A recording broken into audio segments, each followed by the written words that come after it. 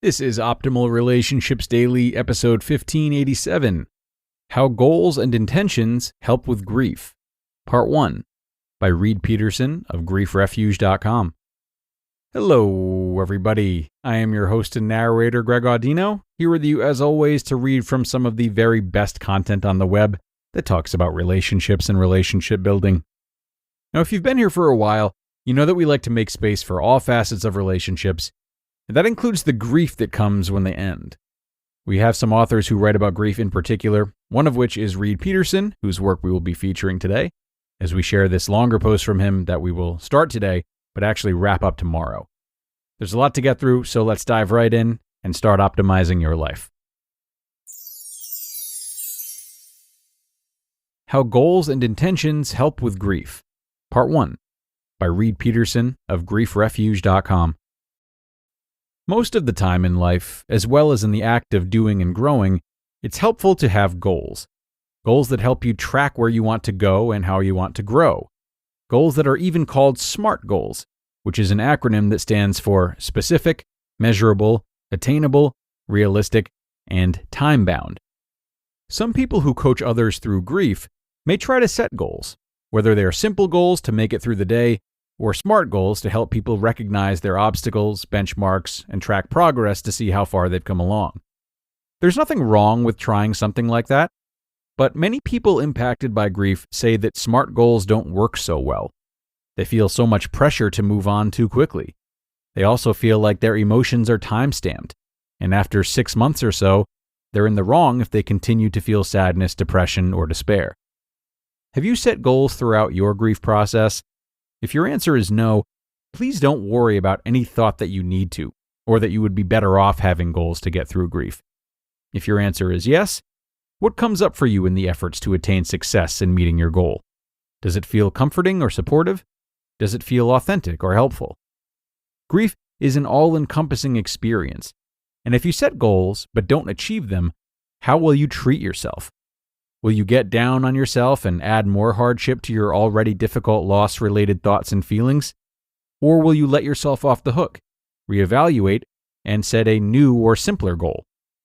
Your answers to these questions will help you determine if setting goals in your grief is a good idea or not. Most people that are grieving really want to keep things simple. The thought of setting goals might feel daunting or overwhelming. Trust yourself in determining if grief-related goals are a good thing for you or not. Trust your heart and trust your soul in making such a decision. Your grief process is unique, and the last thing you want to do is put more pressure on yourself, feel overwhelmed, and then feel stuck in your grief. Hopefully by now, you have some clarity about where you stand with setting goals in grief. If you're looking to set some grief-related goals, the next section provides 3 tips. Goals in general imply that there's an end in sight. In grief, the end is commonly thought of as getting through it or moving on. Another common goal in grief is to simply feel better. If grief and feeling better had a linear progression throughout the process, it would be much easier to achieve goals such as these. Unfortunately, grief doesn't work that way. Nobody can progress through grief in a linear way. But if you feel lost and you need some goals to get you on track, there are a few things that you can focus on to help manage grief and live more harmoniously between the pain of grief and everyday experiences in moving forward. Grief goal number 1, create a sanctuary. When you're grieving, a special place within your surroundings can be used to help process grief. This place can be an area within a room of your home, the whole room itself, a place outside, inside your car, or somewhere within your community, or even at a landmark that's far away. You don't want it too far away from you, though. It needs to be close enough so that you can make time to go there. Ideally, you'll benefit from spending time there frequently when your grief is really raw. As you process your grief and it begins to soften a bit, you'll likely not need to spend as much time there. At the sanctuary, how you decorate it is up to you. Depending on where you are, you can set up objects that remind you of your special loved one and help you feel through the emotions that come up. The point of creating a sanctuary is to spend time there, mourn your loss, and also establish some boundaries so that your mind can start adapting to life moving forward outside of the sanctuary. Essentially, you're dosing your grief. It's a focused time to grieve and mourn. It's also limited. You can set a time limit for how long you want to spend in your sanctuary each day. There's a book titled Honoring Grief, Creating a Space to Let Yourself Heal, that lists in detailed fashion how to create a sanctuary for your grief and healing.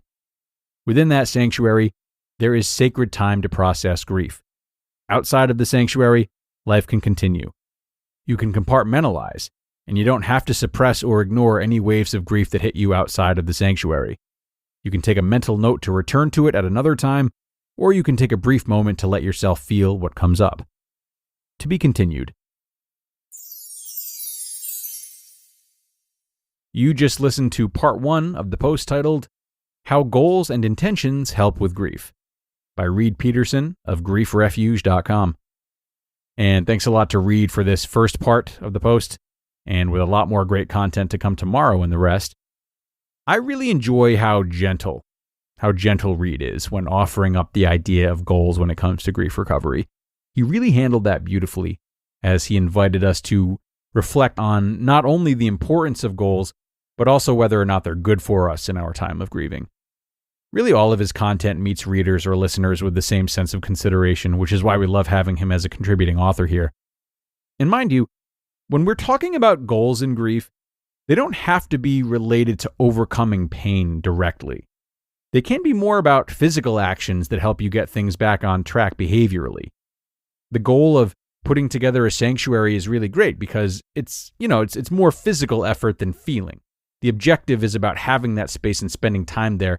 It's not necessarily based in how you feel, which is the last thing we want to put restrictions on at any time, certainly while grieving. So that's a great first goal, and you might consider others like it that are just about returning to your routine, even if it doesn't feel like it. And surely we will hear more ideas from Reid tomorrow, so don't miss out on the continuation of this post then. But for now, that's all I've got for you. So thanks for tuning in today, everyone, and once more, I will see you tomorrow for the remainder of this article. That's where your optimal life awaits.